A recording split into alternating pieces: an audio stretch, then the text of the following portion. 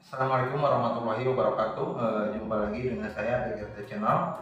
Nah, seperti biasa teman-teman, di video saya akan berbagi lagi tentang pengalaman saya di merpati pos ya. Nah, kali ini saya akan bercerita bagaimana cara melatih burung merpati pos dari pertama menetas burung sampai melatih sampai mengikutkan lomba ya. Nah, sebelum kita lanjut ke pembahasannya, jangan lupa yang belum subscribe di subscribe dulu channelnya GT Channel ya. Untuk yang sudah subscribe, terima kasih banyak.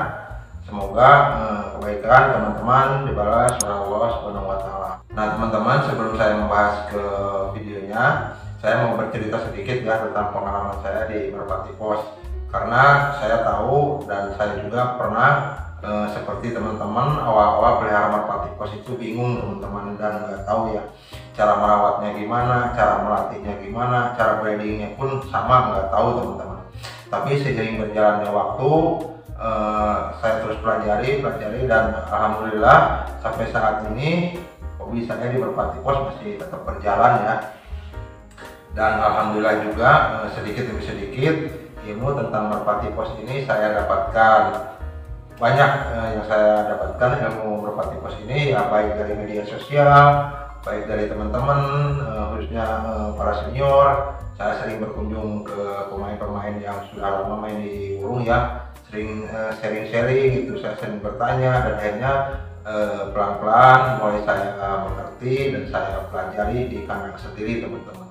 Dan alhamdulillah banyak yang saya rasakan ya, burung bisa berprestasi walaupun nggak semua, tapi setiap tahun alhamdulillah burung saya ada aja yang naik teman-teman gitu. Bukannya saya mengagumkan diri sendiri atau sombong untuk diri sendiri, tidak teman-teman. Saya di sini hanya bercerita dan berbagi saja. Nah, mudah-mudahan cerita saya ini bisa dipraktekkan teman-teman, khususnya para pemula ya. Kalau untuk senior saya yakin nggak perlulah penjelasan dari saya ya, karena sudah paham betul bagaimana cara merawat merpati pos yang baik dan benar, dan melatihnya juga ya teman-teman. Ini saya uruskan video untuk para pemula, biar pemula juga bisa belajar pelan-pelan ya, sambil dipelajari di kandangnya sendiri, cocok perawatannya seperti apa gitu. Karena yang saya tahu di merpati pos ini cara perawatannya itu memang setiap kandang nggak sama teman-teman, biasanya beda-beda ya. Karena yang pemain-pemain lama ini biasanya dia udah tahu karakter burungnya sendiri gitu. Beda sama yang pemula-pemula ya, belum tahu ini karakter burung di kandang sendiri seperti apa gitu, belum tahu. Tapi yang senior-senior saya yakin udah tahu karakter di kandangnya burung sendiri ya. Jadi dia udah tahu cara perawatannya sebelum lomba dan setelah lomba, bagaimana cara melatih burungnya, bagaimana nanti pas di breedingnya, begitu teman-teman. Biar nggak bingung, kita bahas ya satu persatu, oke? Nah, yang pertama teman-teman, sebelum kita mencetak ikan, usahakan yang pernah saya bilang di video-video sebelumnya, usahakan indukan itu harus benar-benar lagi sehat ya. Jangan lagi burung yang lagi nggak fit atau nggak sehat di breeding. Biasanya nanti kalau dipaksakan breeding seperti itu, nanti ke anaknya kurang bagus teman-teman. Nah, sebelum tahap breeding itu benar-benar indukan itu harus benar-benar lagi kondisi sehat ya teman-teman. Jadi pas di breeding itu posisinya indukannya harus benar-benar sehat. Kalau indukannya sehat, nanti anak-anaknya pun biasanya pertumbuhannya maksimal teman-teman. Asalkan dari pakannya itu pakan dan vitamin ya, terutama pakan biji-bijiannya itu yang lengkap ya. Bisa juga dicampur sama pur sedikit ya, jangan terlalu banyak. Sekitar 80% lah. 80% itu sebetulnya harus bijian teman-teman ya, bijian, jangan purnya terlalu banyak. Nanti kalau purnya terlalu banyak pun nanti ke anaknya itu malah istilahnya gendut ya, obesitas istilahnya seperti itu teman-teman. Nah, yang bagus itu sebetulnya pakannya itu udah bijian saja teman-teman, tapi bijiannya yang komplit ya kalau tahap masa-masa breeding itu. Nah, pas tahap indukannya mengeram ini teman-teman, usahakan burung jangan sering-sering dipegang atau diganggu ya, biarkan dia ngeram seperti biasa. Kita cuma ngasih makan dan minum aja, tengok kalau pakannya habis ya kasih lagi gitu. Nah di masa istirahat ini burung lagi mengerangkan, dia istilahnya istirahat ya, jantan betina dia angkramnya bergantian. Nah disinilah intinya teman-teman menghasilkan ikan yang bagus ya, apalagi induknya ini udah bagus-bagus ya. Biasanya kalau perawatannya dari pas indukan mengeram ini dia full, makanannya bagus, biasanya nanti ke anak-anaknya ini pertumbuhannya maksimal ya, hasilnya nanti anak-anaknya bakal bagus ya, gitu. Nggak kekurangan vitamin, nggak banyak terserang penyakit ya. Kadang-kadang kalau indukannya yang lagi benar-benar fit ya, burung kalau ikannya itu dia udah mau keluar sarang itu, dia biasanya pinter teman-teman. Pinternya maksudnya mandiri ya, nggak tergantung lagi sama indukan pengen minta melawak terus, dia pasti nyari makanan sendiri. Terus digabung ke kandang koloni juga, dia beradaptasinya nggak lama teman-teman, nggak nyari indukannya terus, dia udah langsung mandiri ya. Saya pernah coba di kandang seperti itu teman-teman, dan saya amati ya. Makanya untuk para pemula, usahakan sebelum membreeding, usahakan burung benar-benar dilihat dulu lagi sehat apa enggak, lagi mabung apa enggak. Kalau lagi mabung, saran saya harus ditunda aja dulu sampai mabungnya selesai. Sudah mabung selesai baru dijodohkan teman-teman begitu. Nah di tahap yang tadi pernah saya bilang, di tahap pengeraman, dikasih makannya ini benar-benar yang full ya, istilahnya bijiannya itu beragam bijian ya, jangan hanya satu bijian saja. Jadi biar kondisi indukan ini pas lagi istirahat angkrem ini dia stabil terus ya, kesehatannya gitu terjaga. Nah nanti kalau anaknya udah menetas, kalau indukannya dia kesehatannya bagus, nanti ke anaknya pun nurun ya. Biasanya hasil anaknya itu bagus-bagus dan mulus-mulus, nggak ada terserang penyakit. Karena si indukan ini full ngasih vitamin dari biji-biji itu, dikasihkan semua ke anak-anaknya gitu. Karena dia udah nggak membutuhkan lagi, dia membutuhkan cuma sedikit mungkin ya buat kebutuhan di badan dia sendiri gitu, vitamin ke badan dia sendiri gitu. Nah yang selebihnya dikasihkan ke anak-anaknya semua gitu.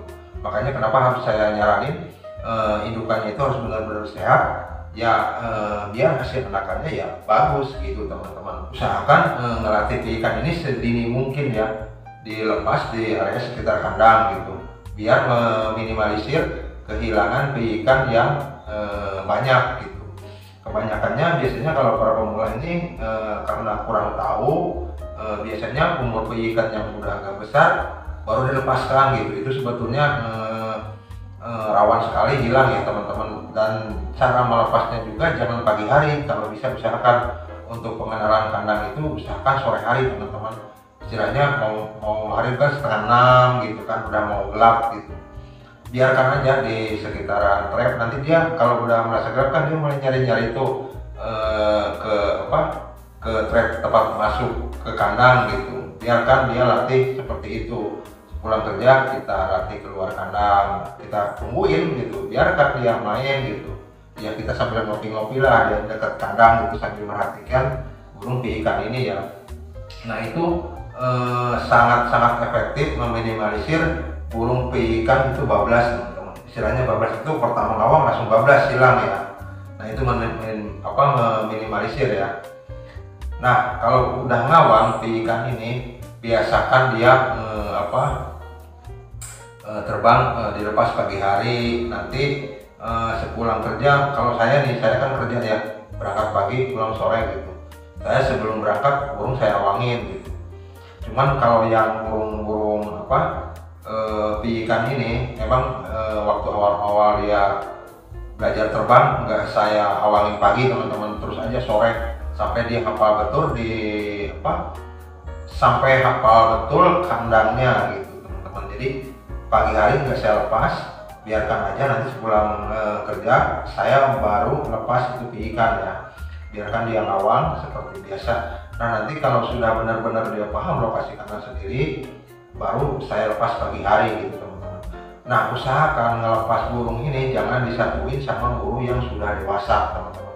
Apalagi burung ikan yang baru ngawang ya, baru beberapa hari ngawang atau beberapa minggu ngawang, jangan disatuin dulu sama merpati pos yang udah dewasa di kandang ya. Biasanya kalau merpati pos yang udah dewasa di kandang, kalau dilepas pagi itu dia ngawangnya lama dan jauh teman-teman. Makanya kalau diikutkan pijikan ini dilepas, yang saya khawatirkan nanti si pijikan ini dia ikut ngawang jauh dan akhirnya dia ketinggal dan akhirnya itu hilang teman-teman. Nah kebanyakannya seperti itu. Jadi usahakan kalau pijikan ini ya pijikan aja semua yang dilepas teman-teman, jangan dulu lah. Nanti kalau benar-benar pijikannya udah hafal area kandang, baru bisa dilepas barengan, dan si otot pijikannya udah kuat juga ya, dilepas barengan gitu sama indukan. Nah itu insya Allah teman-teman, pijikan yang baru besar di kandang pun gak bakal hilangnya banyak teman-teman. Kalau hilang sih emang ada satu aja ya, satu atau dua ada aja, tapi nggak begitu banyak teman-teman ya. Nah terus untuk cara melatihnya ini teman-teman, usahakan burung itu dilatihnya itu udah menginjak remaja ya, jangan masih pijik udah kita gabur-gabur. Kasihan teman-teman, burung kalau masih pijik digabur kita pakai jarak itu kasihan ya. Biarkan saja dia alami seperti apa mestinya ya. Pagi kita lepas ngawang bareng indukannya, sorenya lepas juga, terus aja sampai umur piyik itu umur 5 bulan atau 6 bulan teman-teman. Nah kalau di kandang saya biasanya melatih jarak itu mulai umur 6 bulan. Sebelum umur 6 bulan cuman ngawang di kandang saja teman-teman, tapi terserah teman-teman mau melatih dari umur 5 bulan ya silakan gitu. Tapi kalau saya nunggu dulu umur 6 bulan baru saya latih teman-teman.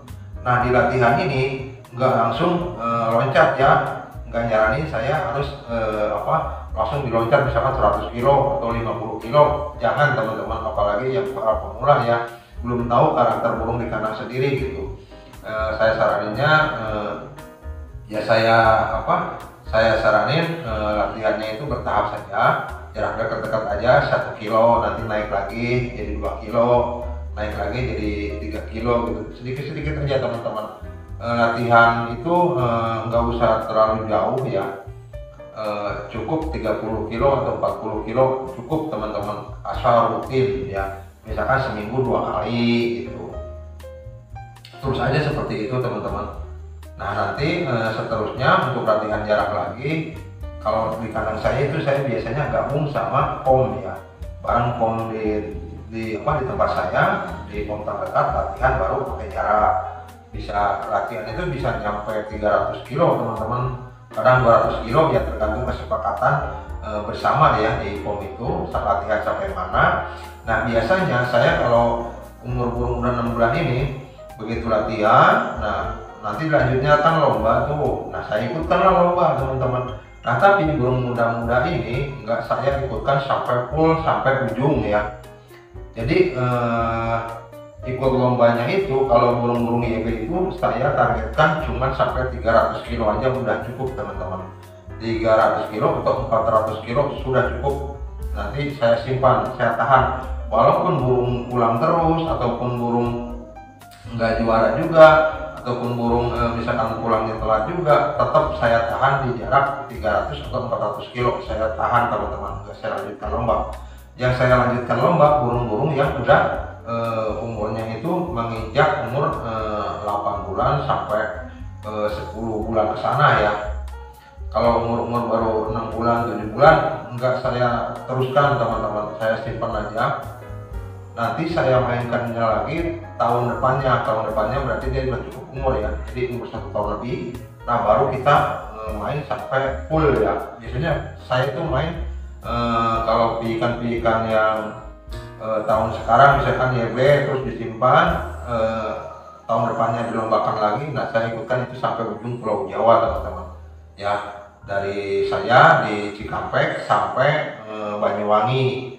Nah kalau ada yang lulus sampai Banyuwangi ya udah saya simpan dan saya cross lagi burung-burung yang udah pulang dari Banyuwangi ini teman-teman itu. Jadi kalau kita mengikuti lomba setiap tahun, burung-burung di kandang kita itu terseleksi secara alami ya karena mengikuti lomba. Nah terus kita cross lagi burung yang pulang dari Banyuwangi itu.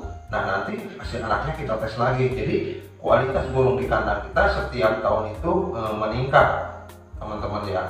Istilahnya meningkat itu kualitas burung tuh dari istilahnya sedang jadi lebih bagus, lebih bagus, nanti kesannya tambah bagus dan istimewa teman-teman gitu. Jadi saya pun seperti itu teman-teman, main burung ya setiap tahun mengikuti lomba, walaupun ikut nggak banyak, misalkan 3 ekor nggak apa-apa teman-teman, kita ngetes burung di kandang kita sendiri ya. Karena kalau kita nggak ngetes burung di kandang, kita nggak akan tahu hasil breedingan kita itu bagus apa enggak. Terus nanti setiap tahun burung kita itu ada berprestasi terus apa enggak gitu. Nah itu kalau teman-teman mau burungnya istilahnya kualitas burungnya pengen lebih bagus lagi, ya harus diikutkan lomba teman-teman, gitu caranya. Jadi si burung itu terseleksinya di lomba. Kalau yang hilang udah ya hilang. Kalau misalkan ketangkap orang ya udah silakan. Kalau saya seperti itu. Kalau misalkan ketangkap orang, orangnya ada ngasih kabar ke saya, Pak, burung Bapak masuk kandang saya. Kalau Bapak senang ya silakan pelihara gitu. Kalau misalkan Bapak nggak senang ya udah silakan lepas lagi. Kalau dilepas lagi masih balik ke kandang dia, ya udah itu rezekinya dia gitu teman-teman. Dan bukan berarti itu burung jelek ya.